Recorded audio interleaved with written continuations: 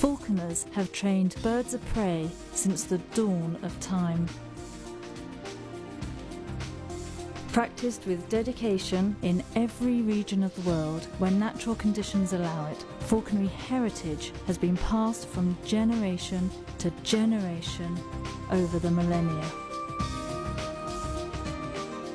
We don't know what prompted our ancestors to train a bird of prey. Was it to catch food, or was it the fascination of establishing such a close and intimate link with a top predator? A dream of sharing the falcon's unrivaled skills and a desire to break free from the shackles of man's earthbound existence. What we do know is that man emerged from the shadows of antiquity with a hawk on his fist. Wearing handcrafted thin strips of leather or jesses around its ankles, the hawk sits securely on the falconer's glove. There are many specialised pieces of equipment. These developed as new skills were learnt and different branches of falconry evolved. These ancient skills are not easily learnt. They require hands-on teaching, years of practice, and a good tutor. Your report and your activity. Of endangered birds of prey back to wild nature. Here in the Czech Republic, as with many countries across Europe, falconers gather every year to celebrate the continuous culture and heritage of their ancestors. In many societies, the hawk, the dog and the horse have been man's favoured hunting companions. Together they have shared the highs and lows of the day's hunting. Falconers spend hours with their hawks, falcons and eagles.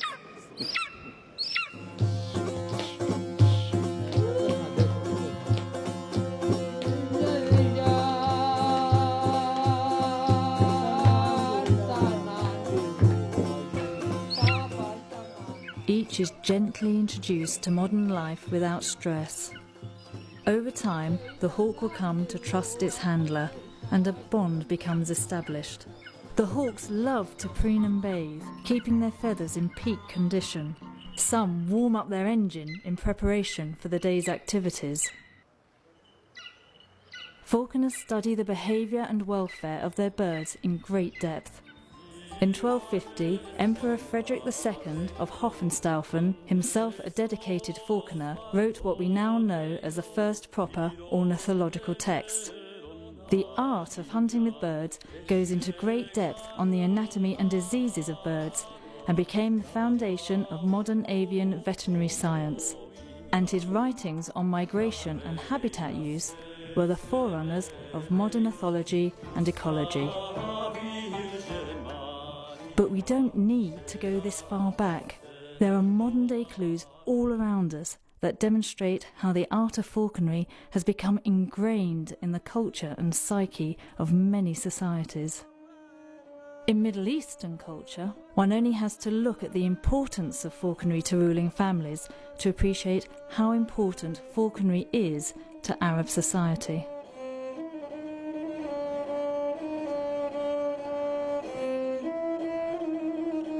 The alliance between man and birds of prey is so firmly rooted in countries such as Syria, Morocco, Qatar, Saudi Arabia and the United Arab Emirates that even the Muslim sacred scripture, the Quran, contains a reference to it. Held annually, the Abu Dhabi International Hunting and Equestrian Exhibition highlights falconry as one of the activities that dominates life in the region. Exhibits delve into the history and heritage of falconry, whilst also illustrating that falconry plays a major role in adding to the region's cultural identity.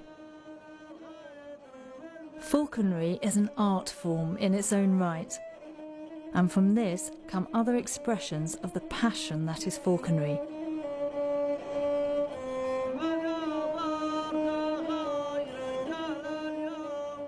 Each each spring from the falconer's desire to record and share their love of birds of prey with others.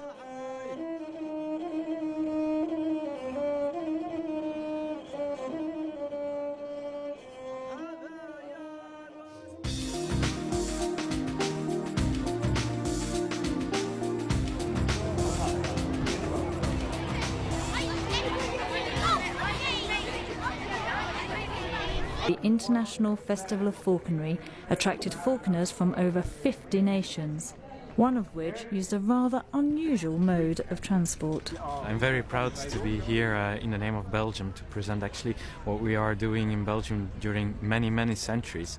So falconry has been practiced for so long in Flanders and in Belgium.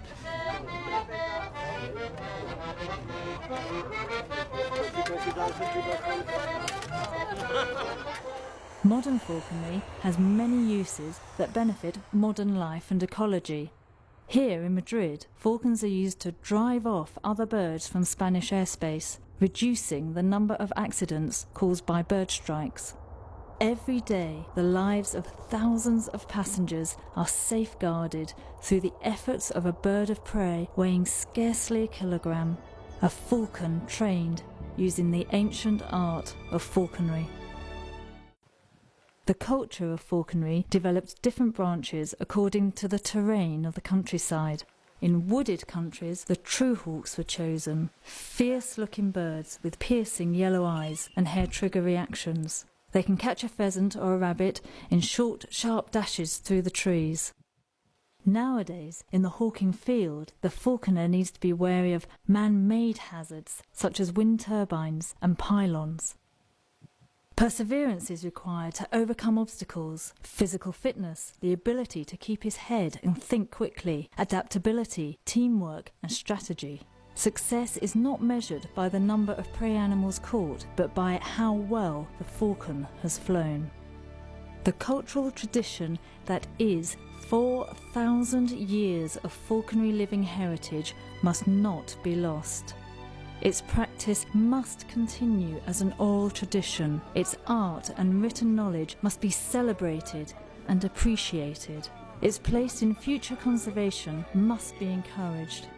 Falconry may only be a small part of mankind's role in sustaining our planet, but one that is central to the basic tenet of UNESCO's convention, and one worth protecting for future generations. Not in a museum, but alive and in the countryside where it first developed.